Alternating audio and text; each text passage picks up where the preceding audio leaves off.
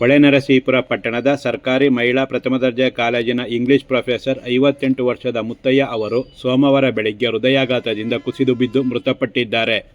ಚನ್ನರಾಯಪಟ್ಟಣ ನಿವಾಸಿಯಾಗಿದ್ದ ಮುತ್ತಯ್ಯನವರು ಸೋಮವಾರ ಬೆಳಗ್ಗೆ ಕಾಲೇಜಿಗೆ ಕರ್ತವ್ಯಕ್ಕೆ ತೆರಳುತ್ತಿದ್ದ ಸಂದರ್ಭದಲ್ಲಿ ಹಾಸನ ಮೈಸೂರು ಬೈಪಾಸ್ ರಸ್ತೆಯಲ್ಲಿರುವ ಕ್ಯಾಂಟೀನ್ನಲ್ಲಿ ಟೀ ಕುಡಿಯುತ್ತಿದ್ದಾಗ ಕುಸಿದು ಬಿದ್ದಿದ್ದಾರೆ.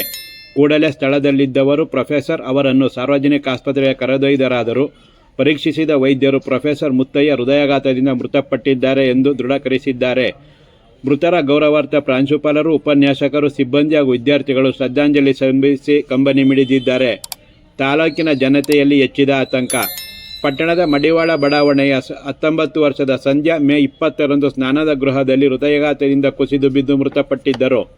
ಪಟ್ಟಣದ ಡಾಕ್ಟರ್ ಅಂಬೇಡ್ಕರ್ ನಗರದ ನಿವಾಸಿ 19 ವರ್ಷದ ನಿಶಾಂತ್ ಜೂನ್ 12ರಂದು ಬೆಂಗಳೂರಿನಲ್ಲಿ ರಾತ್ರಿ ಊಟ ಮಾಡಿ ಮಲಗಿದ್ದ ಸ್ಥಳದಲ್ಲೇ ಮೃತಪಟ್ಟಿದ್ದರು. ಜೂನ್ 25ರಂದು ಕಟ್ಟಳ್ಳಿಯ ನಿವಾಸಿ, ಬೆಂಗಳೂರಿನಲ್ಲಿ 22 ವರ್ಷದ ಸುಪ್ರಿಯಾ ಮನೆಯಲ್ಲಿ ಕುಸಿದು ಬಿದ್ದು ಮೃತಪಟ್ಟಿದ್ದರು. ಹಾಗೂ ಜೂನ್ 30ರಂದು ಪ್ರೊಫೆಸರ್ ಮುತ್ತಯ್ಯನವರು ಕ್ಯಾಂಟೀನ್ನಲ್ಲಿ ಟೀ ಕುಡಿಯುತ್ತಿದ್ದಾಗ ಕುಸಿದು ಬಿದ್ದು ಮೃತಪಟ್ಟಿದ್ದಾರೆ. ಕಳೆದ 40 ದಿನದಲ್ಲಿ ಹೃದಯಾಘಾತದಿಂದ 3 ಯುವ ಜನತೆ ಸೇರಿದಂತೆ ಒಟ್ಟು 4 ಜನರು ಮೃತಪಟ್ಟಿದ್ದು ತಾಲೂಕಿನ ಜನತೆಯಲ್ಲಿ ಆತಂಕ ಹೆಚ್ಚಿದೆ.